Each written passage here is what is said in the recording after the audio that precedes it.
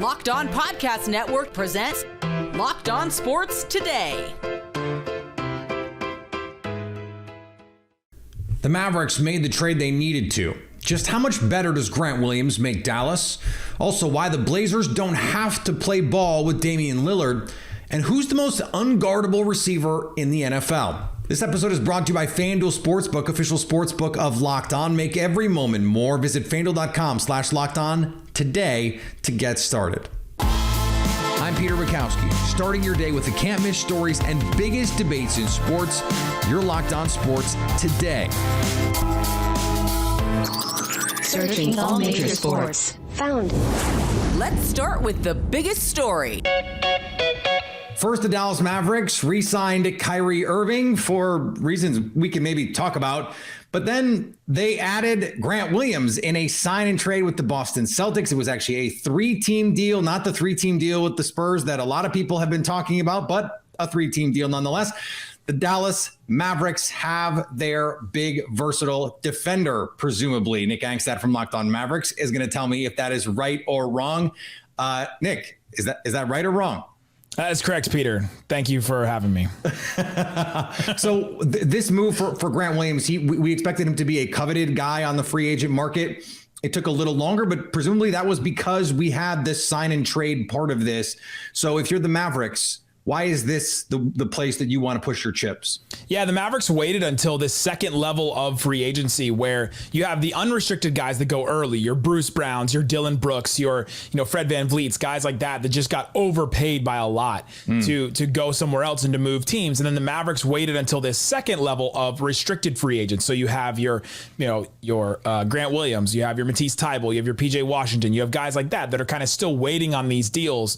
And the Mavericks could have just offered him a deal for $12 million a year with their mid-level exception and then waited until the Celtics decided to match or not. The Celtics could have just said, all right, we'll bite the bullet. We'll pay him $12 million. We'll also pay $37 million in tax on top of that just for Grant Williams. Like they could have decided to do that at this point, or they could decide to do what they did and say, we're going to sign and trade him to the Mavericks, get a couple of second round picks back. The Mavericks can move Reggie Bullock to the Spurs. They get a couple of second round picks as well. And then the Spurs look to the future, and say, well, maybe the Mavericks are going to be bad in 2030 because Luka will be gone by then. And then we'll have this pick swap with them, and we're going to be good because we have Wembanyama. And so they went with this pick swap, so they get a little something out of the deal as well. And that's what the Mavericks, the Celtics, and the Spurs all ended up doing here. And to answer your first question, honestly, yes, he is the big wing the Mavericks have been looking for. He's only an inch taller than Reggie Bullock, so if you're just looking at this deal and going, well, how is he the big wing, but Reggie Bullock wasn't, or Josh Green wasn't, or Matisse Thybulle wouldn't have been, or whatever. Grant Williams has always played bigger. He's always defended up a little bit. He's always defended bigger. He's always been a power forward in the NBA. That's what he's always been. He was that at Tennessee in college as well. He's a big, strong guy that can just defend a little bit better. I won't say this in front of you to your face, so if you want to just cover it, he kind of defends Giannis pretty well. Like of the people that defends Giannis pretty well, he's one of those. And so he can do those types of things. And the Mavericks just haven't had one of those players in a little while. And I think that is the clear aim here, is to get some different kinds of, especially defensive bodies. The question, I guess, would be, okay, offensively, what is he giving them? Because the other bigs that Dallas has had, there's been some versatility there. If going back through the Luka era, some guys that can shoot. Grant Williams is a streaky shooter. Is he going to be able to give them enough offense? Or is this just like, hey, Kyrie and Luka are going to handle the offense. Just sit in the corner and make enough of those shots that it works?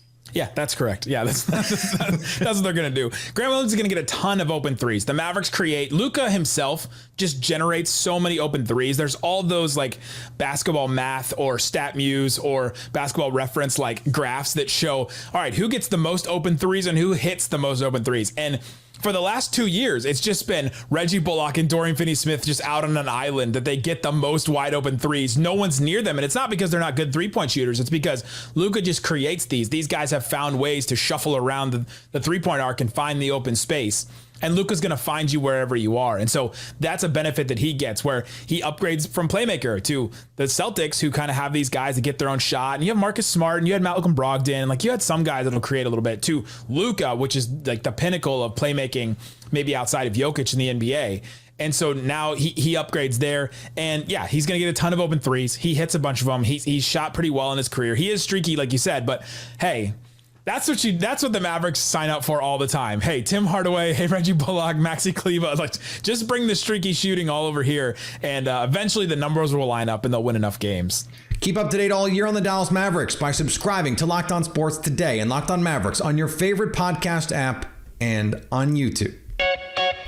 Thanks for making Locked On Sports today your first listen. Coming up, why the Portland Trailblazers don't simply have to acquiesce to Damian Lillard's request to go to Miami. Before we get to what they can do instead, the NBA will play a few more games this season. Take your first swing at betting Major League Baseball on FanDuel and get 10 times your first bet back in bonus bets up to $200. That's right, just bet $20 and you can land $200 in bonus bets, win or lose. That's $200 you can spend betting everything from the money line to the point totals to who you think is going to hit the first home run. The Texas Rangers and Boston Red Sox play a rubber match at Fenway tonight, and they boast the biggest total of the day. FanDuel has the over-under on that one at 10. All on an app that's safe, secure, and super easy to use. Plus, when you win, you get paid instantly. There's no better place to bet on Major League Baseball than FanDuel, America's #1 sports book. So sign up today and visit FanDuel.com/lockedon to get up to $200 in bonus bets. That's FanDuel.com/lockedon. FanDuel, official partner of Major League Baseball. First, there was the play-in tournament. Now there's just the in tournament. The NBA will play an in-season tournament beginning next season. All teams will participate in the group stage, which will consist of 6 groups total, 3 per conference, and be chosen by a random draw based on teams' winning percentage the previous season. Each team will play 4 games in its group, with the 6 group winners making the knockout stage, along with 2 wild cards who finish with the best winning percentage and not first in their groups. Are we following all that? There will be a test later. Knockout stage games will be single elimination through the final. The LA Angels are dealing with injuries to 2 of the most important players on their team, would just happen to be 2 of the most important players in all of baseball. All-star outfielder Mike Trout underwent successful surgery Wednesday to repair a broken bone he sustained when he fouled a pitch Monday night. And manager Phil Nevin confirmed the standard projected timeline of 4 to 8 weeks for his return. Nevin said the team's medical staff determined surgery was the only viable option to heal the fracture in Trout's left wrist. Also, Wednesday, 2-way All-Star Shohei Ohtani was in the lineup as the designated hitter a day after coming out of the game in the 6th inning because of a blister on the middle finger of his pitching hand. Ohtani said that he's not planning on pitching in the All-Star game next week in Seattle, but it remains to be seen whether he'll DH for the American League. Elsewhere in baseball, the Phillies beat the Rays for a 2nd straight game. There you have it, folks. The Philadelphia Phillies have taken down the Tampa Bay Rays for the 2nd time in as many games. Connor Thomas, your host of Locked On Phillies, and tonight, Taijuan Walker didn't have his best stuff on the mound, but he battled. He fought through to still give a solid performance for the Phillies. It wasn't what he was doing in June, but still very well done by him. And man, did the offense wake up. This was just an onslaught of hits by the Philadelphia Phillies. Not too many out of the yard. Trey Turner did hit a home run, but still, I mean, Bryson Stott with a 4-hit day. That kid is unbelievable. It's his 2nd 4-hit game of his career. And you can just see the way that he puts together plate appearances.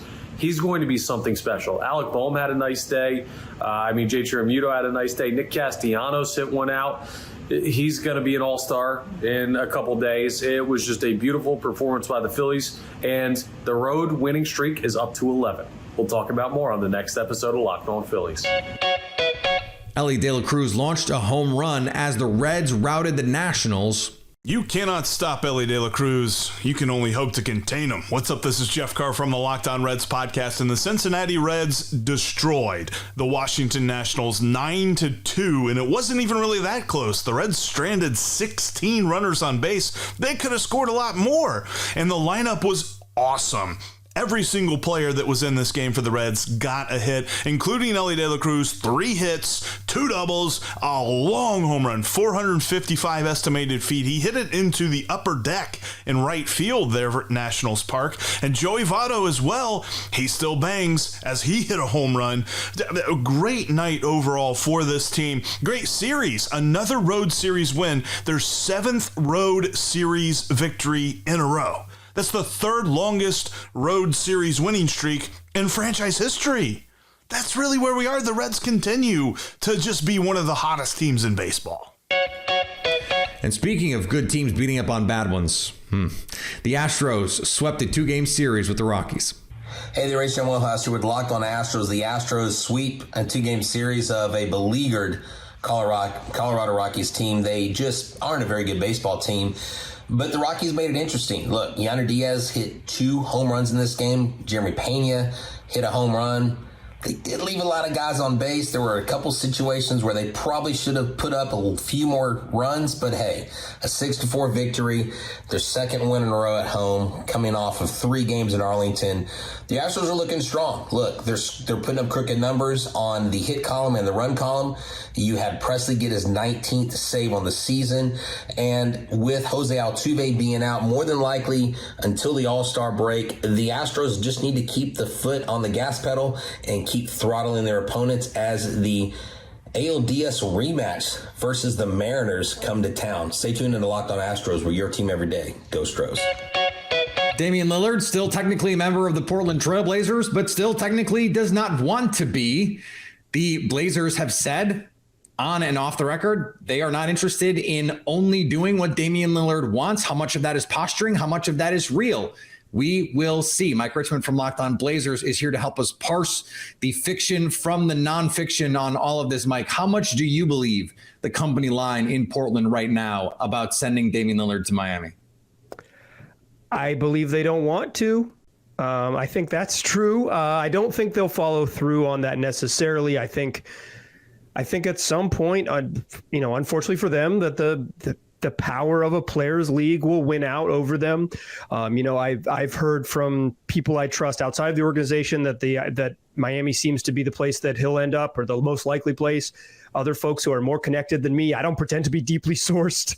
Other folks who are more connected than me have basically been reporting the same thing, like Mark Stein of the Stein Line. So seems like it's just when he ends up in Miami, as much as the Blazers don't want to do it because that Miami trade package is not very good.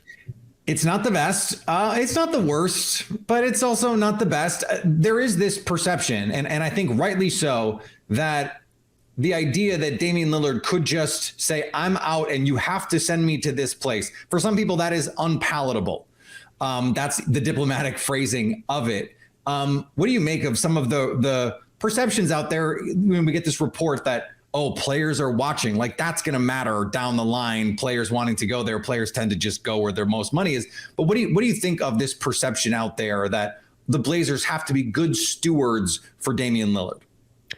I don't think necessarily they do. I think that's kind of bogus. Who's watching is not players, it's powerful agents across the league. And they're going to say, hey, that stinks. If I can choose not to do business with them, maybe I will. But also everyone is motivated by the almighty dollar and also playing time. And if you have cash and playing time, they'll come play for your franchise for the most part. The Blazers aren't signing top tier free agents. They basically haven't in the history of their franchise. So it's not like losing out on the A-listers is going to be a problem for them, even if there's some truth to that, which I don't even believe. We're just talking about maybe they wouldn't have signed Andre Miller in 2011. And, Andre Miller's pretty fun. They would have missed out on having him. I think in general, the people who'd be mad are the people who represent Damian Lillard. That is no doubt true. I think part of the Heat perspective, and certainly Heat fans who are extremely online, is that, hey, who else is really in the mix? Okay, it's all well and good to say, well, we'll send him somewhere that he will be okay with. Of course, Lillard is sending strong signals. Well, we'll only be okay with Miami, but let's just play devil's advocate here from a Blazers standpoint. Where is a place that could make a trade that would be better than Miami's, theoretically, the package they can put together, that you think would also appease Damian Lillard, assuming he could be appeased elsewhere? is probably Brooklyn. It's probably Brooklyn. I think Philly could get in the mix, but I believe Philly only has one unprotected future first they can trade, which is in 2030, and that's worse than the Heat package, even if you really like Tyrese Maxey. But Brooklyn has a boatload of picks from Phoenix. They're further out. They're beyond 2028 and beyond. I believe they have starting in 2027, but beyond that. Brooklyn does not have a pick in 2024, but they can trade in 2025, 2027, 2028. Like they have picks down the line from Milwaukee, from Dallas, from Houston. It is or not from Houston, but from Phoenix rather. They could do it. You probably have to take back Ben Simmons' money to make that happen. That might not be a deal breaker in the end, but I can see why right now you would posture against it. I think there is some truth that Miami Heat has an unappealing package in a market with a variety of unappealing packages. I'm just going to let that just linger right there for a second.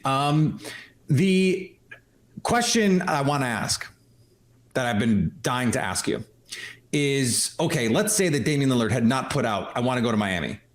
From a Blazers standpoint, if you were going, okay, let me look around the league and see who am I trying to get? What package of picks or players and picks would I be trying to get just in a vacuum for the Blazers? Is there someone you would have your eye on that you think is fair value for Dame? Right. I think the closest thing is something like what the Utah Jazz have.